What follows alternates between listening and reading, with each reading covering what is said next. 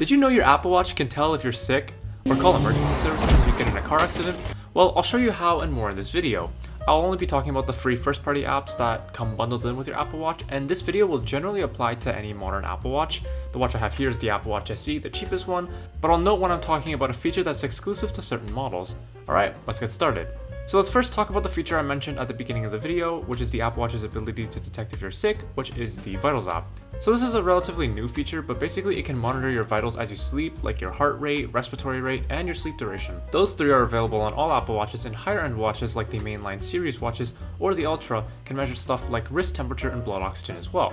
However, blood oxygen is not available on US Apple Watches. Basically, the app has a baseline which is healthy, and if any of these vitals get too high or too low outside of that baseline, for example, your heart rate was too high last night, it'll let you know. And there are instances of the Vitals app catching onto people's sicknesses before the person themselves notices they're getting sick. And I actually got sick a couple days ago thanks to some really bad mac and cheese. And when I woke up the morning after, my Apple Watch showed me that I had 2 outliers in both my heart rate and my respiratory rate. And you can see here my vitals are kind of all over the place. So it caught onto the fact that I was feeling sick, which is pretty cool. The feature, not the feeling sick part. The Apple Watch also has a heart rate sensor, and it can measure your heart rate. In the heart rate app, you can see your current heart rate and your heart rate throughout the day. You can also get high and low heart rate notifications if the watch senses that something's up with your heart rate. Haven't really gotten a notification about it yet, but well, it's there. The Apple Watch can also look for atrial fibrillation. AFib, basically, which is a type of irregular heart rhythm. Note though that this does not work for people under 22. I should note that features like AFib and like other health features on the Apple Watch, they're not replacements for medical professionals, rather it's to alert you of the possibility, and then you take that to a medical professional for further analysis. So sleep tracking is pretty cool. It's just this little bed app right here. You can see your sleep quality, sleep duration, and any trends in your sleep, like if you're getting more sleep, less sleep, or consistent sleep. And all of this can be set up in the Health app on the iPhone. You can set up a sleep schedule on the iPhone, and bedtime reminders can also be set up to go along with those sleep schedules. So I get notified that my bedtime is soon, and it reminds me to start winding down.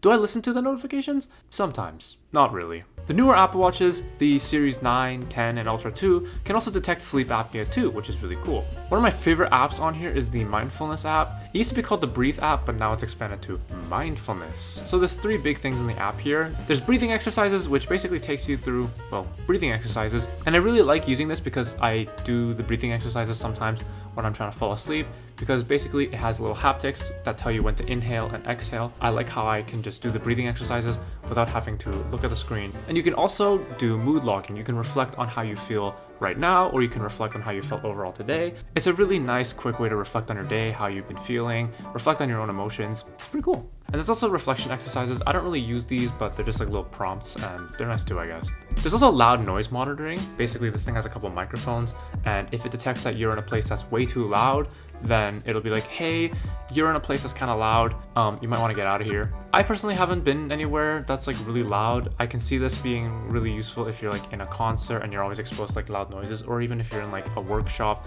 it'll be like, hey, you know, might want to chill for a bit. You're getting exposed to lots of really loud noises right now. But I actually have it turned off because like I'm not regularly exposed to loud noises. But like if your workplace has noisy equipment, or if you go to concerts often, that I can see this being really useful. You can also set up medication logging on the Apple Health app, and then there's a little app here with a little pill that'll help you log your medication. Again, I don't use this app, but it's there for people who need it, and I think that's really cool. And lastly, we have cycle tracking. So for those who need it, you can set up period tracking in the Apple Health app. So all of those features I just listed were things you can set up in the Apple Health app on your iPhone, and then kind of keep an eye on your Apple Watch. But the watch itself has some other features that can improve your health as well that's not bundled in the Apple Health app. So the most obvious one is probably workouts and workout training. I really like how the watch notifies me and motivates me to close my rings throughout the day, but I should probably explain what rings are. So basically, you get 3 rings. You have your move ring, you have your exercise ring, and you have your stand ring. So your move ring, it counts calories, your exercise ring counts the minutes of exercise you've done, and your stand rings counts the hours you've been standing. And it's just such a simple yet effective way of making sure you reach your goals, because like closing your rings is such a satisfying thing, for me at least. I love closing my rings. Then there's cool awards, and the Ring in the New Year award motivated me to exercise and close my rings for 7 days straight. So that was pretty nice.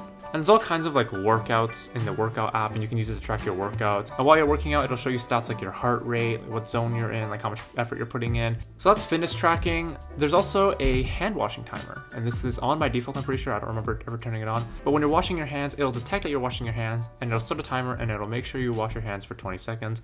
It's pretty useful because, you know,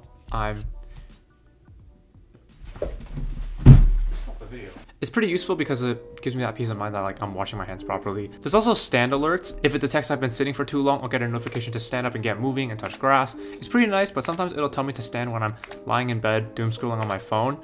So that's a bit annoying, but it's a good reminder to get your body moving and not sit for too long because that's bad for you. And lastly, we have the digital detox that the watch provides you. It's not technically a health feature, but basically you can filter out what notifications get passed through from your iPhone to your Apple Watch. So I can have it so that only the important notifications get to my Apple Watch, and then everything else that's like clutter, it all goes to my phone.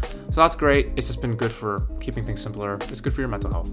And lastly, these features are less about health and more about saving your life, so hopefully these are things you'll never have to use. Like fall detection. I've triggered it twice, and both times they were because I actually fell, and I've only fallen twice since I got this Apple Watch, so I'd say it's pretty accurate. First time was when I fell off my bed, and the second time was during skating, and both times the Apple Watch triggered fall detection, so it's pretty neat. Thankfully I was okay, so I didn't have to call emergency services. But basically, what'll happen is if it detects that you fell, it'll tap you on the wrist, sound an alarm, and display an alert. And on the screen, you can choose to contact emergency services or say you're okay.